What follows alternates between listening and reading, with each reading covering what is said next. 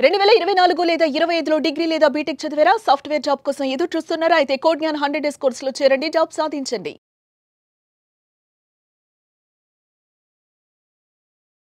నమస్కారం శ్రీ ఆచార్య అనంతకృష్ణ స్వామి గారు. నమస్కారం అండి. సో దీని బిఫోర్ లాస్ట్ వీడియోలో మీరు ఒకటి చెప్పడం జరిగింది.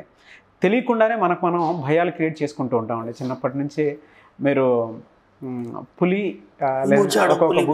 పులి బూచాడు లాంటి స్టోరీ ఒకటి చెప్పారు. అందులో నిజంగానే తెలియకుండా మానసికంగా అతను క్రియేట్ చేసిన దాన్ని అది రియాలిటీకి వచ్చేటప్పటికి ఆ స్టోరీలో నెగిటివ్ క్రియేట్ చేసుకున్నాడు కాబట్టి అదే జరిగిందని చెప్పేసి అన్నారు. అలాగే మనకు తెలియకుండా ఒక చీకట్లో ఉన్నప్పుడు నెగిటివ్ క్రియేట్ చేసుకొని చూస్తే మనకు అదే కనిపిస్తుంది. చీకట్లో యాక్చువల్గా ఏముండదు కానీ అవును వెళ్తుల్లో అప్పుడు ఏమున్నాయి అయ్యే ఉంటాయి, కొత్త ఏముంటుంది దాంట్లో. అటువంటి దాన్ని అంటే భయాన్ని ఏ విధంగా పోగొట్టుకోవాలి, పాజిటివ్ యాటిట్యూడ్ని ఏ విధంగా చూడాలనేది ఆ వీడియోలో క్లియర్గా చెప్పారు. సో ఈ వీడియోలో నేను చెప్తాను. అంటే మీరు ఏదైతే భయపడుతారో దాన్ని క్రియేట్ చేసి పెడతారు. మీ సబ్ కాన్షియస్ మైండ్ విషయం దాన్ని తయారు చేసి పెడతారు. కాబట్టి వాటిని మెల్లిమెల్లిగా తొలగించుకొని పెడతాను చేయాలి. మన సబ్జెక్ట్లో మనం 10% మనం ఇవ్వాలని చెప్తామండి. 10% మనకు వచ్చిన ఇన్కమ్ సోర్స్లో ఇవ్వాలి, వేటికి ఇవ్వాలనే దానికి సమాజ సేవలో ఒక భాగంగా మనం గోసేవ అని కూడా చెప్తాం. గోసేవకి ఎందుకు ఇవ్వాలి? కొందరు జాలర్లు సముద్రానికి వెళ్ళారు, వాళ్ళే వేశారు. ఒక 2 రోజుల తర్వాత వాళ్ళ తీసుకురావడానికి వెళ్ళారు. వెళ్ళినప్పుడు ఏం జరిగిందంటే వాళ్ళ లాగిన తర్వాత దాంట్లో చూస్తే ఒక ఋషి కూర్చున్నాడు. ఋషి పడ్డాడు వాళ్ళలో, చేపలతో పాటు ఋషి కూడా పడ్డాడు. ఓకే, ఆయన భయపడిపోయారు. అయ్యో, ఆయన మొత్తం బక్క చిక్కున్నాడు. ఆయన ధ్యాన నిమగ్నుడై ఉన్నాడు. చేపలు అవన్నీ కూడా ఆయనతో ఫ్రెండ్షిప్ చేస్తున్నాయి, ఆయన పైనే తిరుగుతున్నాయి, కానీ ఎలాంటి స్పర్శ లేదు. అంత ధ్యాన నిమగ్నుడై ఉన్నాడు ఆయన. వీళ్ళు ఏం చేశారు, మెల్లిగా వాళ్ళంతా తీస్తూ ఆయన బయటికి తీసుకొసరికి ఆ అలికిడికి మెలకు వచ్చింది ఆయనకి. వీళ్ళందరూ బయటికి తీసేసరికి అలికిడికి మెలకు వచ్చింది. వచ్చి ఆయన అన్నాడు కదా, నేను ఎక్కడున్నాను అసలు, కృష్ణుడేడి అర్జునుడేడి అని అడుగుతున్నాడు ఆయన. అడిగితే వీళ్ళు అన్నారు, అయ్యా కృష్ణుడు ఏంటి అర్జునుడు ఏంటంటే అది ద్వాపరయుగం కాదా అన్నాడు ఆయన. అంటే ఆయన ఎప్పుడు కూర్చున్నాడు? ద్వాపరయుగంలో తపస్సులో కూర్చున్నాడు. అర్థమైందా? అర్థమైంది. అలా నీళ్ళలో అక్కడికి వచ్చాడు. అనుకోకుండా వీళ్ళు వల వేస్తే ఆ వలతో బయటకు వచ్చాడు ఆయన. అప్పుడు ఎమ్మడే వీళ్ళు నమస్కారం చేసి, అయ్యా మీరు ఎవరు అంటే, నా పేరు చవణ మహర్షి. ఆయన పేరు చవణ మహర్షి. ఆయన అన్నాడు కదా, నేను ఇప్పుడు ప్రస్తుతానికి కలియుగంలో ఉన్నానా? ఓహో, మీరు కలియుగం వాసులా? అవునండి. సరే, ఇప్పుడు మిమ్మల్ని మేమేం చేసుకోవాలి?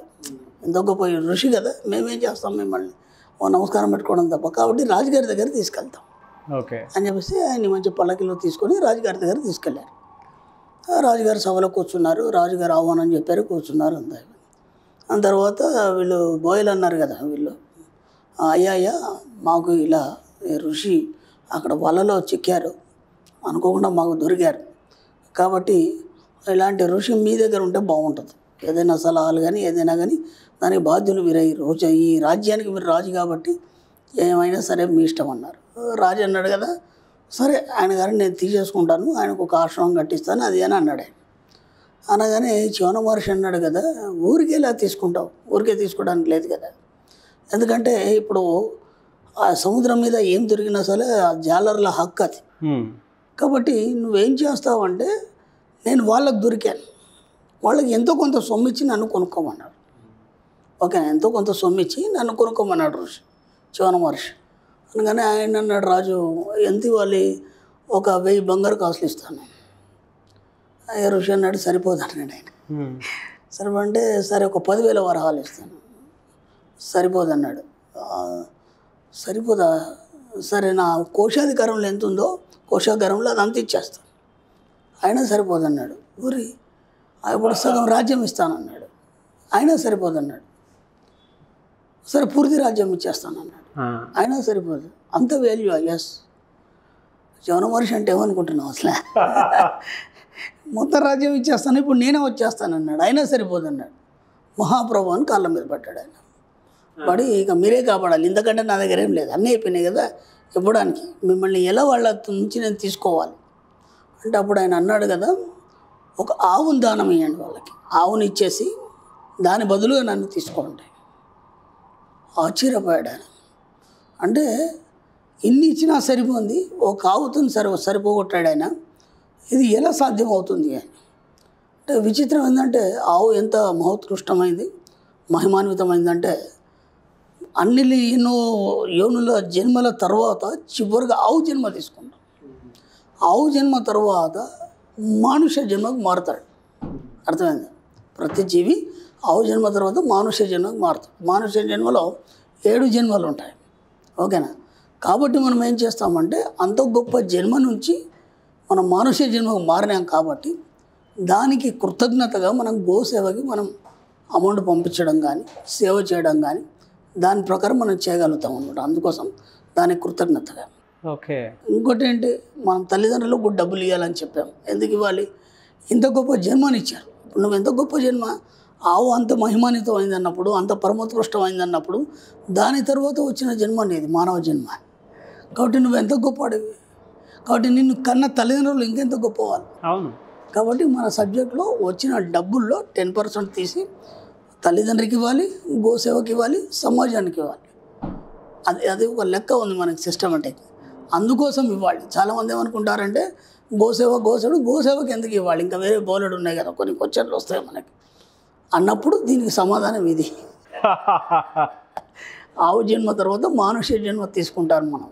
అందుకని చెప్పేసి ఇంత గొప్ప జన్మని ఇచ్చినందుకు కృతజ్ఞతగా మనం ఆవుకిస్తాం. ఆవులో చాలా లక్షణాలు ఉన్నాయి. మీకు పంచగవ్యాలు కూడా మనకి ఎన్నో రకాలుగా ఆయుర్వేదంలో కానీ వాటిల్లో వీటిల్లో పనికిస్తాయి. అవన్నీ మళ్ళీ వేరు ఆ సబ్జెక్ట్ అంతా. ఇప్పుడు అన్నిటికంటే ప్రత్యేకమైనటువంటి కొన్ని లక్షణాలు ఆవుకి చాలా ఉన్నాయి. ఇప్పుడు వేరే జంతువుల దగ్గర పోతే స్మెల్ వస్తుంది మనకి. ఆవు చర్మం మీద ఇలా అని మనం స్మెల్ చూడండి, మంచి సువాసన వస్తుంది. అది ఎక్కడన్నా ఉండని అలా చాలా లక్షణాలు ఉన్నాయి. ఇక ఇంతకంటే దీని గురించి నేను చెప్పదలుచుకోలేదు. చాలామంది కొద్దిగా అనుమానాలు ఉన్నాయి. కొందరు నాకు క్వశ్చన్ వేశారు కాబట్టి ఒకసారి టీవీ సముఖంగా చెప్పేస్తే క్లియర్ అయిపోతుందని చెప్పాను. కాబట్టి చాలా అటువంటి వాటి ముందు కృతజ్ఞతా భావంతో ఉండాలి. మనకి ఇంత గొప్ప జన్మ ఇచ్చింది కాబట్టి, మనకంటే ముందు జన్మ కదా అది. కాబట్టి అది అంత గొప్పది, అంత పవిత్రమైంది, అంత పరమోత్కృష్టమైన జీవితం జన్మ అన్నప్పుడు దానికంటే గొప్పది మానవ జన్మ. ఇంత గొప్ప మానవ జన్మను దాని ద్వారా మనం పొందాం మన తల్లిదండ్రుల ద్వారా. కాబట్టి ఇంత గొప్ప జన్మకి మనం అనవసరంగా ఆర్థిక ఇబ్బందులతోని వీటితోని మనం సమాప్తం చేసుకోవడం కానీ లేదంటే బాధపడడం కానీ ఇవన్నీ మనకు అవసరం లేదు. కాబట్టి మనం ఇక్కడ జన్మ తీసుకోవడమే కారణ జన్మలో జన్మ తీసుకున్నాం. కాబట్టి దీన్ని ఎంత ఉన్నతంగా తీసుకెళ్ళాలి, ఎంత గొప్ప మన జీవితాన్ని మనం ఐశ్వర్యవంతంగా ముందుకు తీసుకెళ్ళాలని ఆలోచించాలి తప్ప ఎప్పుడు కూడా డబ్బు లేదు, నేను ఎలా బతుకుతాను ఇట్లాంటి ఆలోచనలతో పక్కన పెట్టేస్తాను. ఎందుకంటే మిమ్మల్ని గొప్ప మహిమాన్వితమైన జన్మ మీది మానవ జన్మ. అది మనం దృష్టిలో పెట్టుకోండి. చాలా పాజిటివ్ వర్డ్ సార్. వాస్తవం అంటే వాస్తవం. అవును, కృతజ్ఞత భావం అనేది ఖచ్చితంగా ఉండాలి. ఇంత గొప్ప జన్మ నీకు లేదు, ఇంకా మానవ జన్మని మించింది ఇంకోటి లేదు. అది మానవ జన్మని మించింది ఈ సృష్టిలో ఇంకోటి లేదు. కాబట్టి చాలా గొప్ప జన్మ. దీన్ని అనవసరంగా మీరు ఆర్థిక ఇబ్బందులతో పాటు చేసుకోవడం కానీ లేకపోతే ఆర్థిక ఇబ్బందులతో కొట్టుమిట్టాడడం కానీ ఎవరి దగ్గర చేజాపోయే అవసరం కానీ మనకు లేదు. మానసిక ప్రశాంతత కోల్పోవడం. ఎందుకంటే మీకు అన్ని సంపూర్ణంగా ఇక్కడ ఇవ్వబడ్డాయి. మన సబ్జెక్ట్లో దాదాపు 350 వీడియోలు చెప్పుకున్నాం. మీకు ఎలా ఇవ్వబడ్డాయి, ఎలా సృష్టించబడ్డాయి, వాటిని మీరు చూడలేకపోతున్నారు కాబట్టి ఇన్ని ఇబ్బందులు ఎదురవుతున్నాయి మీకు. అంతే. ఒకవేళ కనుక చూస్తే ఇబ్బంది ఏం లేదు, మీకు అన్ని సెట్ అయిపోతాయి. డెఫినెట్గా. Thank you so much Shri Acharya Anantakrishna Swami గారు. రైట్. సుమన్ టీవీలో మీ పర్సనల్ అండ్ బిజినెస్ ప్రమోషన్స్ కోసం కింది నెంబర్కి కాంటాక్ట్ చేయండి.